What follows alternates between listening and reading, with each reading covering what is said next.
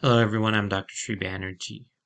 In this video, I'll be going over some diagnostic criteria, looking at the ICD-10 code, and specifically the International Classification for Diseases code has some Z codes, and these potentially pertain to the social determinants of health.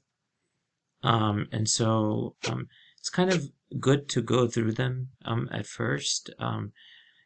There's a standardized screening approach, and so it's tracking the social needs that impact the patients, allowing for personalized care that addresses patients' medical and non-medical needs. So this is social determinants as it pertains to patients' needs.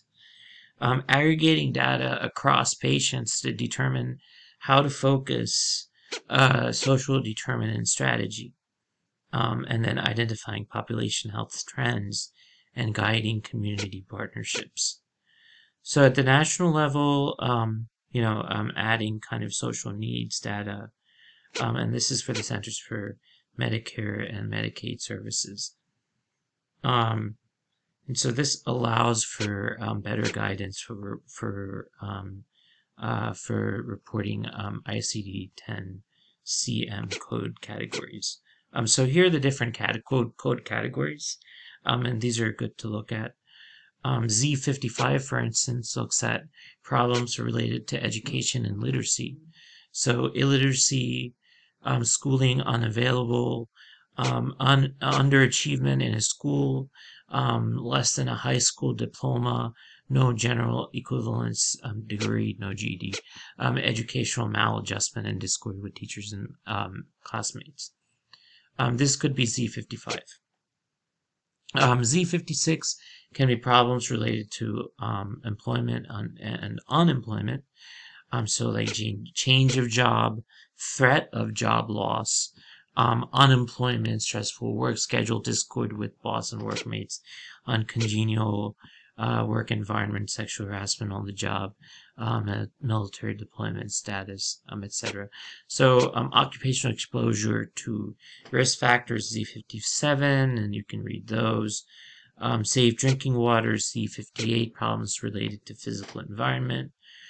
Z59, housing, economic. Z60, problems with social environment. Z62, problems related to upbringing. So some of the psychosocial factors go in here too. So bottom line here is that this is a really useful guide that I really urge each and every one of you to go through.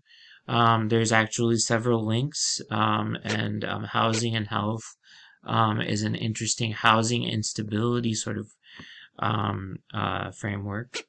But these Z codes are interesting because they're actually combining the idea of the diagnostic criteria with social needs. You can go and look at some infographics pertaining to this too, in what are Z codes. So here, I'm going to just quickly jump over to 2021 advocacy agendas.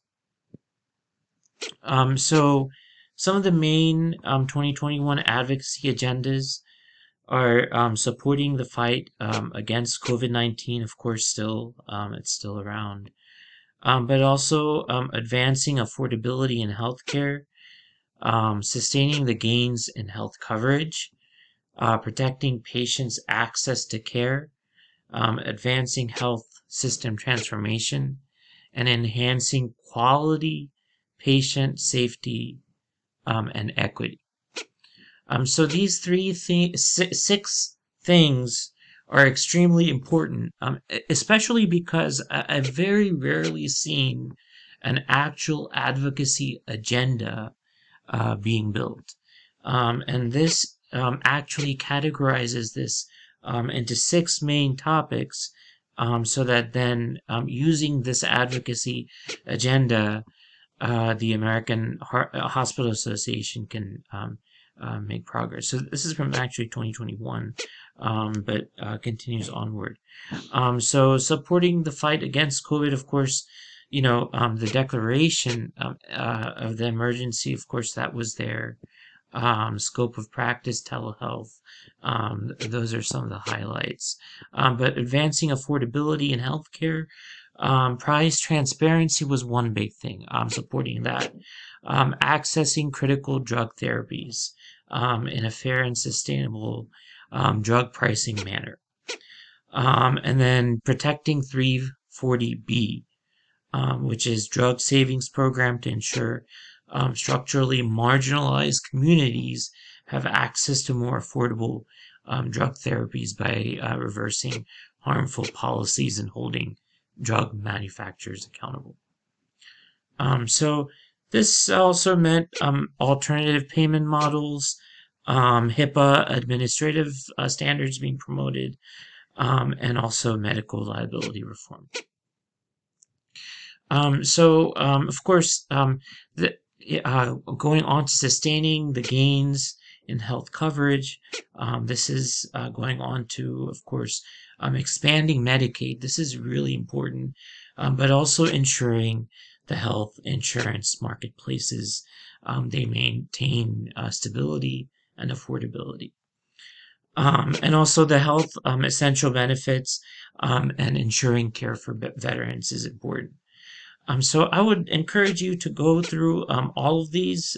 It's only 9 pages, but it's an advocacy agenda plan, which really protects even patients' access to care, even in the post-acute setting, and even looking at long-term care. So just take a look through these, make sure you're familiar with some of these things, and you can use this to kind of create your own advocacy agenda guide, with which you can then provide kind of a system and infrastructure. For instance, even coordinated systems of care. This is really important. So just take a look through all of these. Vulnerable metropolitan anchor hospitals. This is another good system. Integrated behavioral health. So the list goes on and on. But definitely, please go through this agenda. I hope this has provided you